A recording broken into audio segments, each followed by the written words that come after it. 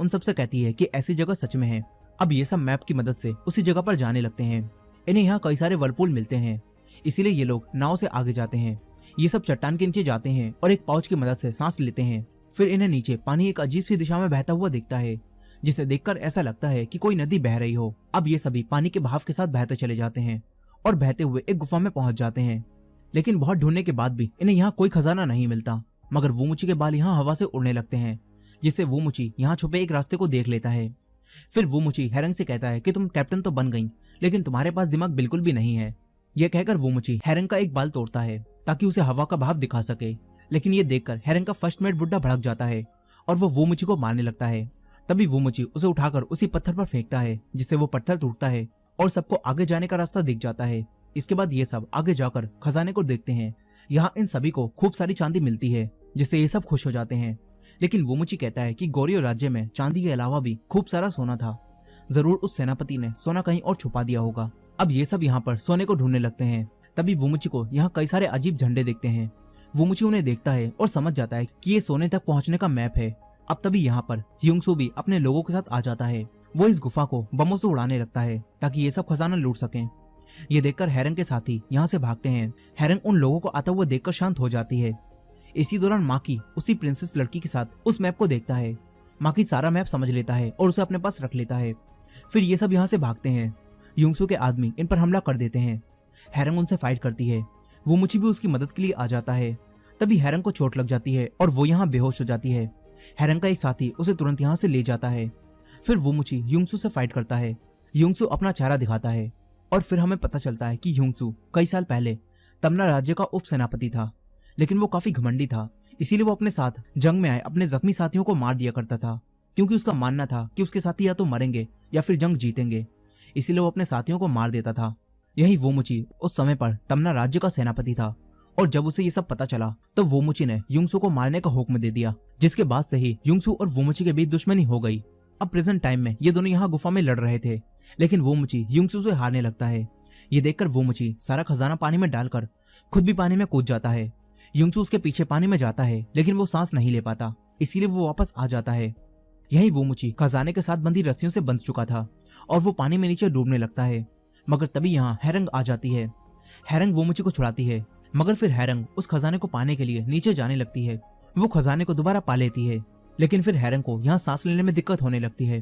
तभी वूमुची उसे अपने मुंह से सांस देता है, मगर फिर एक वेल यहाँ आकर उस खजाने और इन दोनों को खा जाती है।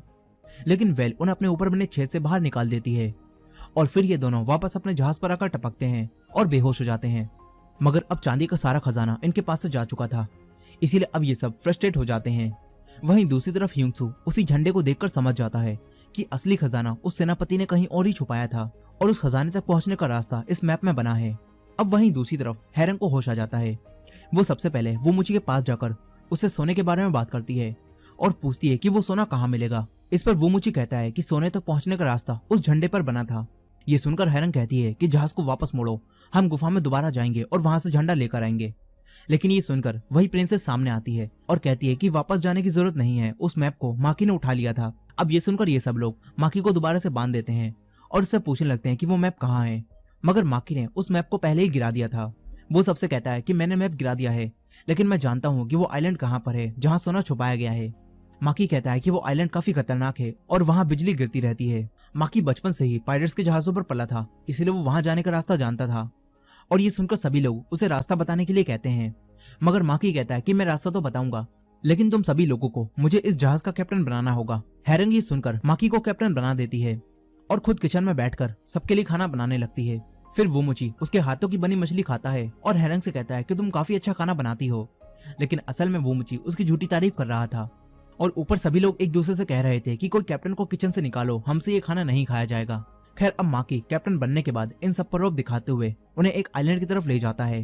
फिर रात में वूमुची हेरंग को जहाज के ऊपर ले जाता है और उसे रात की खूबसूरती दिखाता है।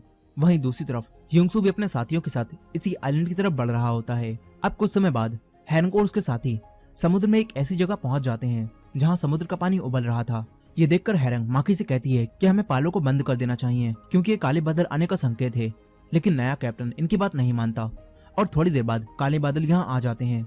जिससे इनके जहाज पर बिजली गिरने लगती है। इनके जहाज में आग लग जाती है और इनका जहाज तबाह होने लगता है। माकी डरपोकों की तरह यहाँ छुपकर बैठ जाता है। तभी सब उससे कहते हैं कि जाकर जहाज को कंट्रोल करो, तुम हमारे कैप्टन हो। यहाँ हैरंग एक असली कैप्टन होने के नाते सबको गाइड करती है और कहती है कि पालों को बांध दो। हैरंग पूरे जहाज को आगे बढ़ाती है। माकी यहाँ गिरने वाला होता है, मगर तभी वोमुची रस्सी से लटक कर आता है और उसे बचा लेता है। इसके बाद हैरंग इस तूफान से उन्हें निकाल लाती है और इनके सामने एक आइलैंड होता है, जिसे देखकर ये सब काफी खुश हो जाते हैं। फिर ये सभी लोग उस आइलैंड पर आते हैं। सभी लोग माकी से पूछते हैं कि बताओ खजाना कहाँ पर है, क्योंकि तुम ही अब हमारे कैप्टन हो। लेकिन माकी को खजाने के बारे में कुछ भी नहीं पता था, इसीलिए माकी सबको पूरे आइलैंड पर इधर उधर घुमाता है और इधर उधर गड्ढा खोदने के लिए कहता है। अब तभी हैरंग और वोमुची की नजर एक पहाड़ पर जाती है, जहाँ बिजली एक ही जगह पर बार बार गिर रही थी। ये देखकर वो दोनों समझ जाते हैं कि वहाँ कुछ तो है, इसीलिए अब वोमुची अकेला ही पहाड़ पर जाने का फैसला करता है। इधर ह्योंग सूक अपने साथियों के साथ तूफान में मजे करते हुए आसानी से उसे पार कर लेता है और फिर ये सभी लोग भी इस आइलैंड पर आ जाते हैं।